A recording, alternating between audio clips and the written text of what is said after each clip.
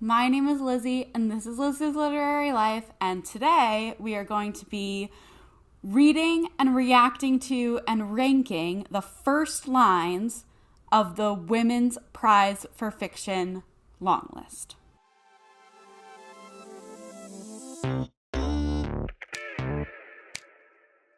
Okay, so this is a video I have done the past 2 years. Last year I did this video where I read the first lines and talked about the list, but I didn't end up actually reading the list. The past 2 or even 3 years before that, I read at least the whole short list of the Women's Prize for Fiction. So I am a huge Women's Prize for Fiction fan. And this year I do plan to read the entire short list when it comes out. The long list came out last week and the short list is set to come out on April 22nd. So after April 22nd, I will be reading the short list and I will be pausing my jokes project. Excuse the cat scratching. I will be pausing my jokes project to read the Women's Prize shortlist. So that will be coming. That video will come probably early June when I have read all of the shortlist books. But right now, I would like to do this video where I am going to discuss my overall thoughts on the long list. I don't have a lot of thoughts, but I will say the thoughts I do have. And then my dear friend Ruby from Ruby Red put together a list of the first lines of each of these books on the long list she attached the title of the book to the first line, but she put in Discord, sent it to me with a spoiler around the actual title. So I don't know which book is which when I'm reading the first lines. I'm going to read the first lines, I'm going to react to them, and then I'm going to put some sort of a ranking system on it. Then we're going to reveal what these books are, and we'll see which ones I am, based on their first lines, most excited to read and least excited to read. As for general thoughts on the long list, I like what a lot of people have been saying. Feel like this is a more commercial leaning list than we've had the past several years. There are several books on there that feel more up that alley, like The Lily King, Wild Dark Shore, The Correspondent. I feel like I'm missing one, another big one that's like a buzzy, more commercially known and widely read book I'm saying that not as a bad thing, just as it's a little bit of a departure for the Women's Prize. And also I do feel like I already knew about those books and I already knew that I was interested in them or not interested in them. And yes, if they're shortlisted, that will give me the push to actually read them. But generally, I go to the Women's Prize and I love reading it year after year because it delivers me books I wouldn't have read otherwise and wouldn't have heard of otherwise. And I tend to love books that are literary and weird. And that, I'm sure there are literary and weird books on this list, but that doesn't feel like the tone of the list to me this year. So that's a little bit disappointing just because that's what I go to the Women's Prize for. But I don't think it being a more commercial, for lack of a better word, list is a bad thing in itself. That's just, that's what a lot of people have been observing, is that some of the books on there are more in that area, and that's okay. Otherwise, I'm really excited about it. There's not any, I think, that I was like, oh, I don't want to read that. But I also don't know very much about them. I just have watched a couple of videos of people reading the synopses and stuff, but I couldn't pick each one out and tell you what it was about. So I will not be doing that in this video. If you came to this video for that, not going to happen. And without further ado, let's get into the first lines. They are, let me grab my laptop. They are alphabetized by the first word of the first line. So they're alphabetized by the line itself. I am going to put what book it is up on the screen so you will know. I just will not know. I might guess, I might not guess. But you're just going to see my honest, unbiased reaction. And the first line is, the first line is, at last, on Monday at around 10 or 30, Sybil Van Antwerp carries the mug of Irish breakfast tea with milk to her desk. Okay, we've got a name. We've got Sybil Van Antwerp. We've got some details. I don't dislike the writing so far. I mean, it's one sentence, but I'm not getting a lot of oomph in that line. I'm not getting a lot of intrigue that makes me really want to read more. I'm going to give it a 6. I'm going to give it a 6 out of 10 for line number 1. I have no idea what it is. Wait, which one's the Irish one? I haven't actually looked at the list today. So the titles are not in my brain right now. But I know there's one Irish one, at least one Irish one, and I can't remember what it is or what it's called. So that's okay. I just been saying Irish because it said Irish breakfast tea. Line number 2. From the storeroom under the stairs, Ma fetched a cup of rice and a sack of eggs speckled gray like the moon, then cooked, standing before the stove's blue fire, her eye upon the window and its dusk, in which bats swooped and the neem tree shivered and a figure down the road pedaled a bicycle, whistling as if everything was all right. That's a long one, but I don't dislike long sentences. Again, no guesses. I like this one more. There's more details. There's more luxuriousness to the writing than in the last one. We've got Ma. We've got a figure down the road. We've got as if everything was all right. Maybe it's not. Maybe everything's not all right. I'm going to give that a 7. So better than the last one, but it's not. Again, some of the first lines we've had in the past have just grabbed me into the plot immediately, and I'm not getting that here, but they're not bad first lines. First line number 3, Gurley was, by every conceivable metric, one of the very best. Gurley.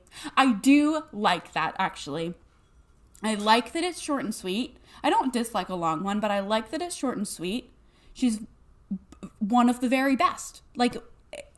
By every conceivable metric, I guess. I was going to say by what metric.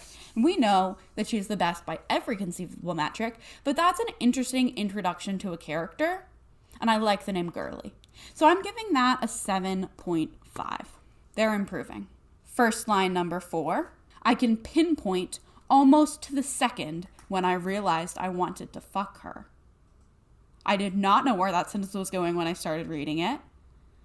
Not safe for work words in that sentence. My apologies. Wow, that draws me in though. I don't know if it's going to be a book I'm going to like, but it does draw me in. Especially if this main character is a woman, because gay. But even I guess if the main character, if the narrator is a man, that just it's very punchy. It really, it brings you right in to the situation. I'm giving that, I don't know if I like it better than Gurley. I'm going to give it another 7.5, equal to Gurley. First line number 5.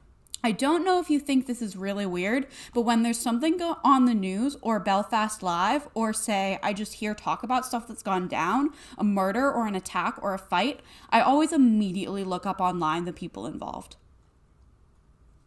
I like that. Another Irish one, Belfast Live.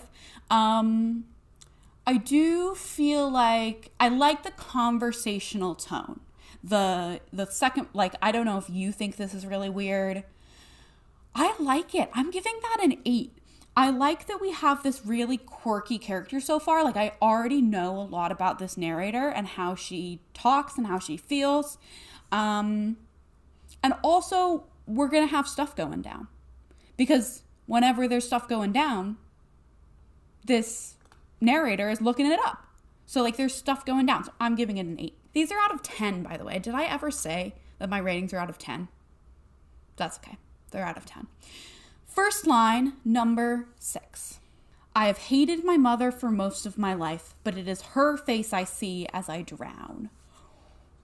Boom, that's a first line. That's an 8.5 or a 9. I really like that first line.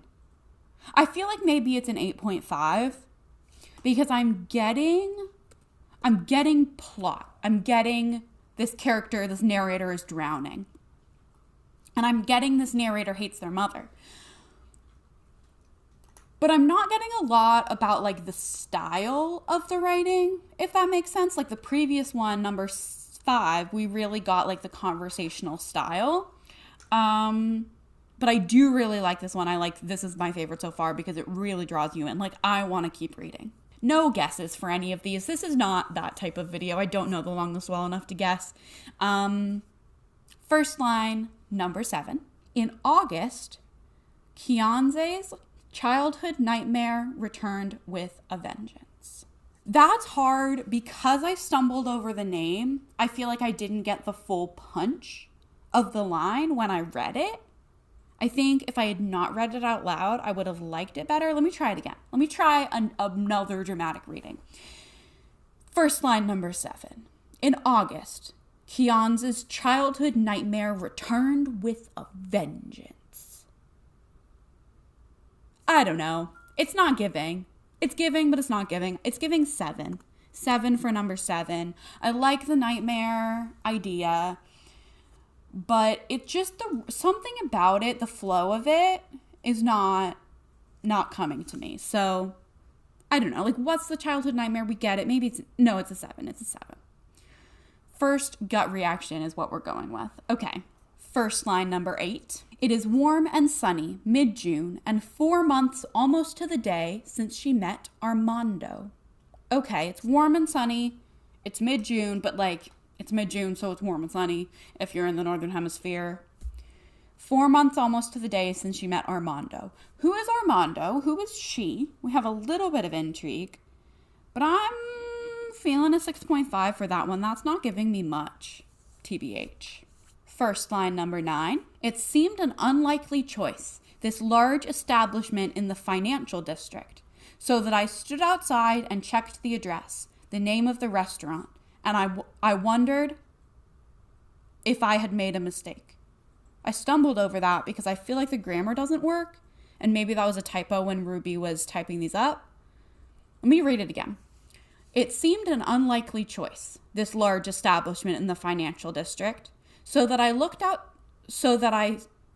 stood outside and checked the address, the name of the restaurant. I wondered if I had made a mistake. I feel like there should be another word in there. I feel like it should be so that as I stood outside and checked the address. So that I stood. I'm not going to judge the book based on that because it could be a typo. What are we getting plot-wise? We're getting, what is she doing at this large establishment in the financial district that it's an unlikely choice for? I do like that it's an unlikely choice. Like, choice for what? And what's she doing there? And who chose it? There are a lot of questions. I feel like that could be a 7.5. We haven't had a 9 yet. We'll see. First line, number 10. It's squid ink black, warm and quiet. All the outside sounds are muffled. It's squid ink black, warm and quiet. All the outside sounds are muffled. I like that. I like that 8 amount. We don't get anything plot-wise, but I do like the quality of the writing. It's squid ink black. Could be a 7.5 because I'm not getting any intrigue. I think it's a 7.5, not an 8. But I do like it. I've liked all of these. There have been none that I'm like, that's boring. So good. Or maybe I'm just in a good mood today. I feel like last year and the year before, there were some that I was like, lame. So we're doing good so far. First line, number 11. Jack is talking about the end of the world. I like it. Jack is talking about the end of the world. Like, I feel like we could get so many different types of book based on that. I'm giving it an 8.5. Am I really? What was the other 8.5? Number 6. 1, 2, 3, 4, 5, 6. I've hated my mother. No, it's not up to I have hated my mother for most of my life. But I do like it an 8. I do like Jack is talking about the end of the world. An 8. First line number 12. Like all of our dead, Sufyan still speaks. Ooh, why is it the dead ones? The ones about death that I'm so into. I really like this. I feel like this is a 9. I feel like this gives me so much about what the themes I feel like the book is going to have, and also what we're going to have plot-wise, and we've got a character, and we've got our dead. I like that one. I like that one a lot. Okay, we have 4 more. Is that going to be our best one? Who knows? First line number 13.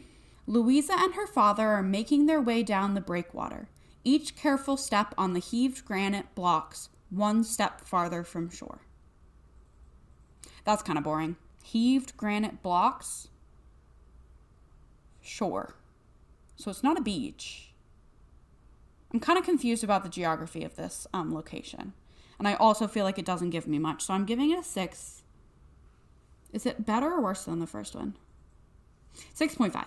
It is better than the mug of Irish breakfast tea, but it's really not giving me much. And I'm also a little bit confused about, like, if it's the shore, then it should be like beach, but we've got heaved granite blocks.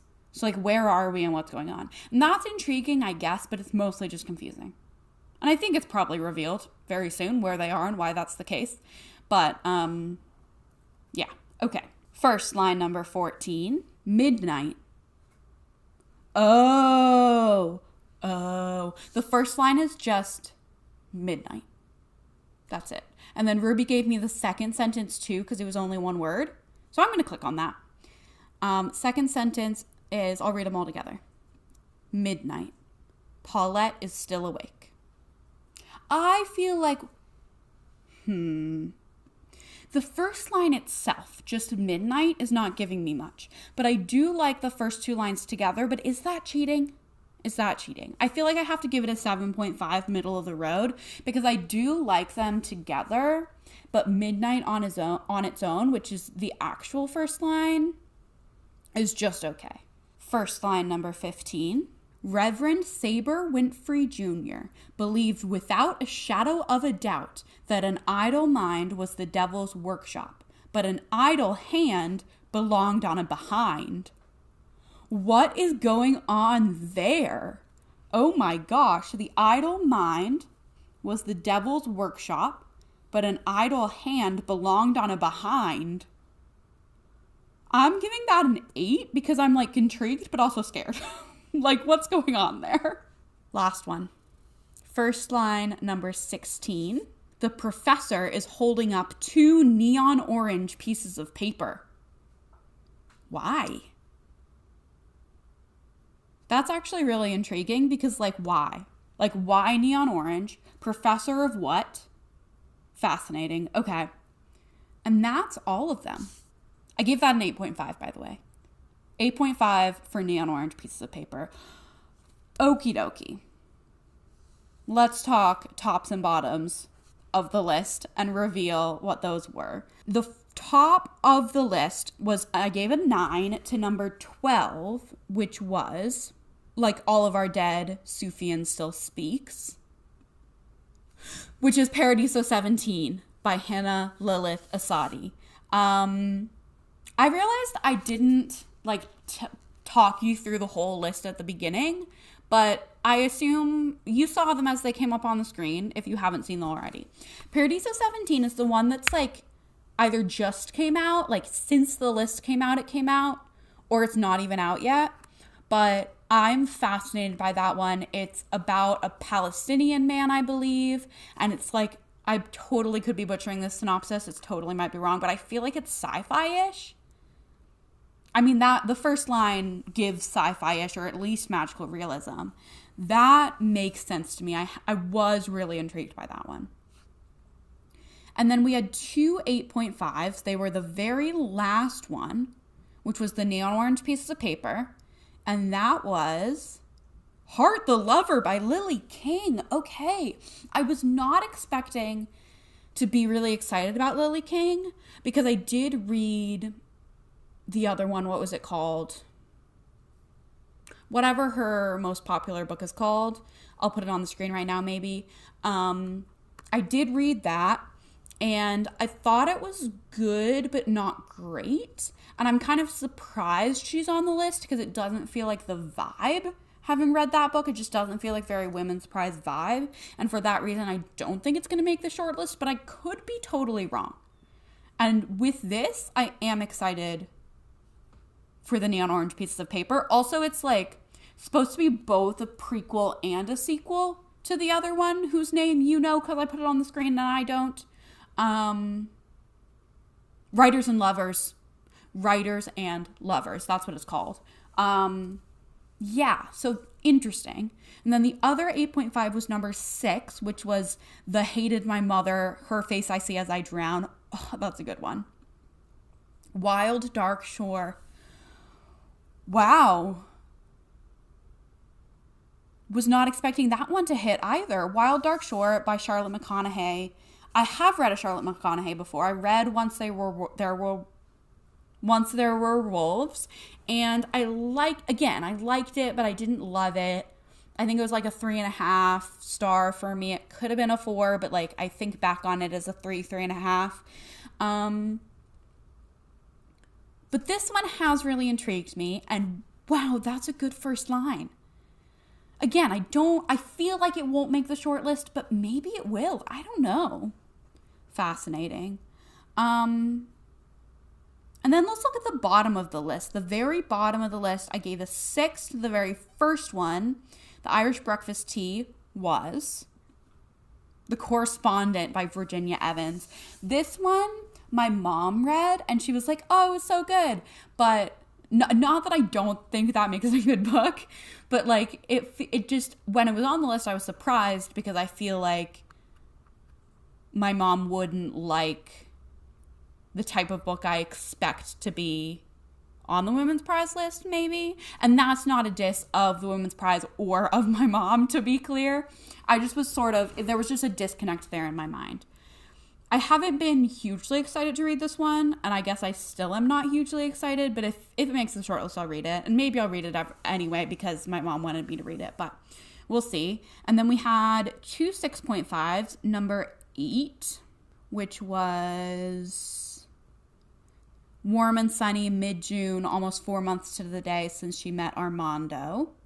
That's The Others by Sheena Khalil, which I do not remember from the list at all. So clearly it didn't spark my interest then, and it's not sparking my interest now. Sorry.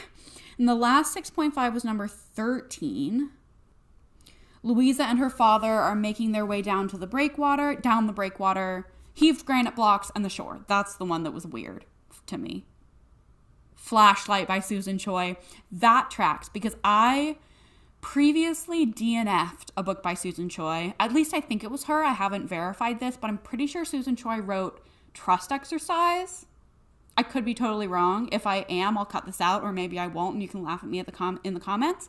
But I'm pretty sure Susan Choi wrote Trust Exercise, and I did not get very far into that at all, and I DNF'd. I did not like it. Doesn't mean I'm not going to like Flashlight if it's shortlisted, but does give me pause. Okay, let me look at the rest of the titles. I will see if there's any others I have comments about. What else is even on this list? A Guardian and a Thief. That was The Cup of Rice. You know this already. Girly was Moderation by Elaine Castillo. I'm intrigued by that one. Ooh, okay. I wanted to know what the first line of audition was because I actually have it right here. I'm going to be reading it for jokes for TBR spin even before probably the short list comes out. So I'm reading that one no matter what. And that first line was The Unlikely Choice. The large establishment restaurant wondered if she had made a mistake. Oh, I'm really intrigued about Gloria Don't Speak by Lucy Apps. That first line was Jack is talking about the end of the world. Just the things I hear about that one are very intriguing to me. And yeah, that's the list. The other ones, I have nothing to say about. So let me know down below, number 1, your thoughts on the long list overall, if you have them. And number 2, what was your favorite first line from this list?